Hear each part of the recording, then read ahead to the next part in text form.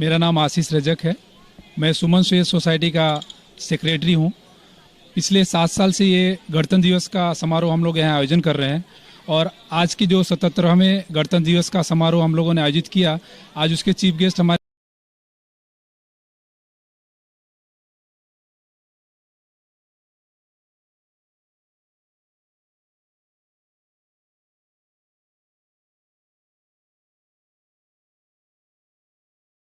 हम सबका सपोर्ट करते हैं और हम सब लोग साथ मिलके हर साल बहुत हर्षोल्लास के साथ ये प्रसंग, ये आयोजन बहुत अच्छी तरह से आयोजित करते हैं और आगे भी हम लोग आयोजित करते रहेंगे। मी नैना गणेश जाधव, सुमन स्वेत सोसायटीमध्ये राहते। आम्ही दरवर्षी आय थिंक 4 वर्षापासून आमच्याकडे 15 ऑगस्ट आणि 26 जानेवारीचा कार्यक्रम आयोजित करत आहे। आणि मेन तर आमचे नाना बारके ગુજરાતીમાં કેવો તો નાના ભૂલકાઓ બહુ ફાઇન, એટલે કોસ્ચ્યુમ લઈને આવે છે। દરેક બાળક કોઈ મોદી બને છે તો કોઈ ચંદ્રશેખર આઝાદ બન્યો છે, એમ દર વર્ષે અમારા ત્યાં પ્રોગ્રામ થાય છે। અને અમારા બધા જ સુમન સ્વેતના રહેવાસીઓ અને અમારા બધા જ બિલ્ડિંગના 13 બિલ્ડિંગના પ્રમુખ ઉપપ્રમુખો બધા મળીને અમે આ કાર્યક્રમ કરીએ છીએ। નરેન્દ્ર મોદી અમને જે આવાસની સુરતમાં આટલા બધા આવાસ આપ્યા છે, એમાં તો પહેલો આવાસ એવો હશે કે ત્યાં જ અમારો આ પ્રોગ્રામ અહીંયા થાય છે, બાકી કોઈ આવાસમાં થતું નહીં હશે। સ્ટાર્ટ। મારું નામ ધર્મેશભાઈ પટેલ, સી બિલ્ડિંગ સુમન સ્વેત।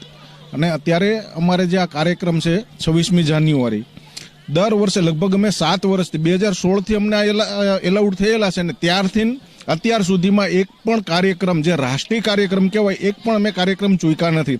અને મારા બધા 13 બિલ્ડિંગ એથી લઈને એમ બિલ્ડિંગના તમામ સભ્યોનો સપોર્ટ પૂરેપૂરો છે અને બધાએ હર્ષોલ્લાસથી આ કાર્યક્રમ અમે ઉજવીએ છીએ।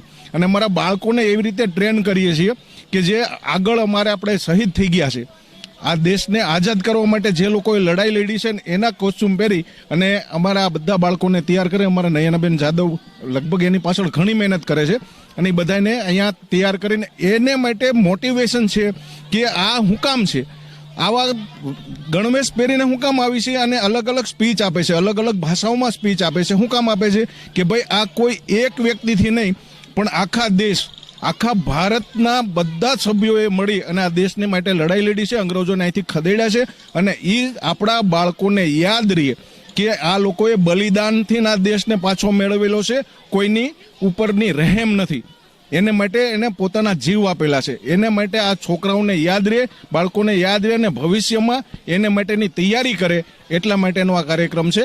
ધન્યવાદ।